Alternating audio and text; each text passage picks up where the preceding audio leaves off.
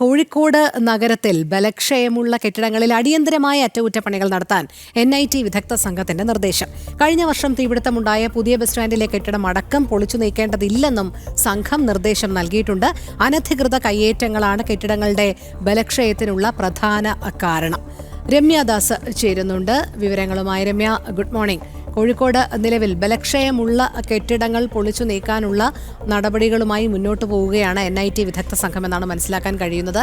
നിരവധി കെട്ടിടങ്ങളുണ്ട്, പല തവണ ഇത്തരം അപകടങ്ങളൊക്കെ റിപ്പോർട്ട് ചെയ്തതും ആണ്. എന്തായാലും ഈ പ്രവർത്തനങ്ങളൊക്കെ എങ്ങനെ ഏകോപിപ്പിച്ച് മുന്നോട്ട് പോകാനാണ് നിലവിൽ ഉദ്ദേശിക്കുന്നത് NIT? Good morning Ashwathi, Rohini. കഴിഞ്ഞ നമുക്ക് ഈ വിഷയവുമായി ബന്ധപ്പെട്ട് എടുത്തു പറയുകയാണെങ്കിൽ കുറച്ച് കാലങ്ങൾക്ക് മുന്നേയുള്ള കാര്യങ്ങൾ കൂടി നമുക്ക് പരിശോധിക്കേണ്ടി വരും.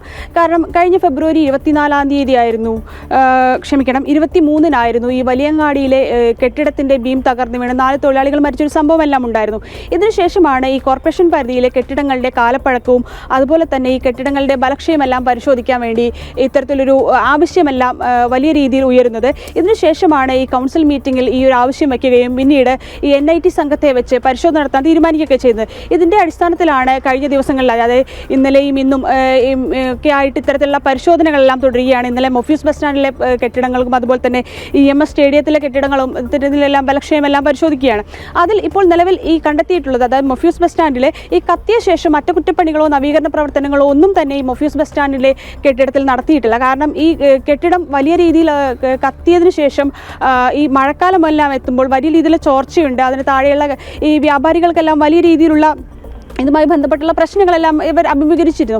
പക്ഷേ കോർപ്പറേഷൻ ഈ കെട്ടിടം നവീകരിക്കുന്നതിന് അല്ലെങ്കിൽ മറ്റു നടപടികൾക്കോ ഒന്നും നീങ്ങിയിരുന്നില്ല. ഇതിനുശേഷമാണ് ഈ 21 കെട്ടിടങ്ങൾ, അതായത് കോർപ്പറേഷൻ പരിധിയിലെ 21 കെട്ടിടങ്ങൾക്കാണ് ഇത്തരത്തിലൊരു പരിശോധന നടത്തുന്നത്. ഇതിൽപ്പെട്ട കെട്ടിടം തന്നെയാണ് ഈ മൊഫ്യൂസ് ബസ് സ്റ്റാൻഡിലെയും. അങ്ങനെയാണ് ഇന്നലെ ഈ NIT സംഘം ഇവിടെ പരിശോധന നടത്തുന്നത്. ഈ NIT സംഘം ഈ ബസ് സ്റ്റാൻഡിലെ കെട്ടിടത്തിന് കാലപ്പഴക്കം ഉണ്ടെങ്കിലും ഈ കത്തിയതുമായി ബന്ധപ്പെട്ട പ്രശ്നങ്ങളെല്ലാം ഉണ്ടെങ്കിലും ഈ ബലക്ഷയം കണ്ടെത്തിയിട്ടില്ല. ഈ കെട്ടിടം നവീകരണ പ്രവർത്തനങ്ങളെല്ലാം നടത്തി. കാരണം ഇതിൻ്റെ മേൽഭാഗത്തെല്ലാം ചോരുന്നൊരവസ്ഥയുണ്ട്. മഴയെല്ലാം പെയ്യുമ്പോൾ താഴെ കടക്കാർക്കെല്ലാം ഇത് വലിയ രീതിയിലുള്ള ഒരു ബുദ്ധിമുട്ടൊക്കെ ഉണ്ടാക്കുന്നുണ്ട്. അപ്പോൾ ഈ കെട്ടിടത്തിന് താൽക്കാലികമായി അറ്റകുറ്റപ്പണികൾ നടത്തി നവീകരണമെല്ലാം നടത്തി തുറന്നു നൽകാമെന്നുള്ള റിപ്പോർട്ടാണ് ഈ NIT സംഘം നൽകുന്നത്.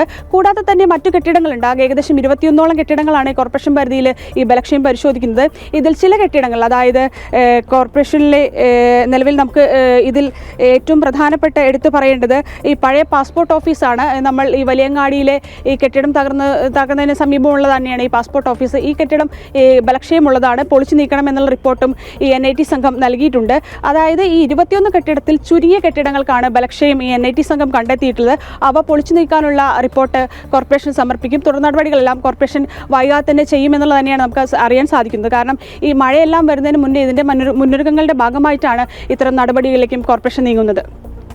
ശരി, രമ്യദാസാണ് വിവരങ്ങൾ നൽകിയത്. എന്തായാലും വലിയ അപകടങ്ങളാണ് കഴിഞ്ഞ കാലങ്ങളിലെല്ലാം കോഴിക്കോട് ഉണ്ടായത്. അത്തരത്തിൽ ബലക്ഷയമുള്ള കെട്ടിടങ്ങളെല്ലാം പൊളിച്ച് നീക്കാൻ തന്നെയാണ് നിലവിൽ ഇപ്പോൾ ഉദ്ദേശിക്കുന്നത്.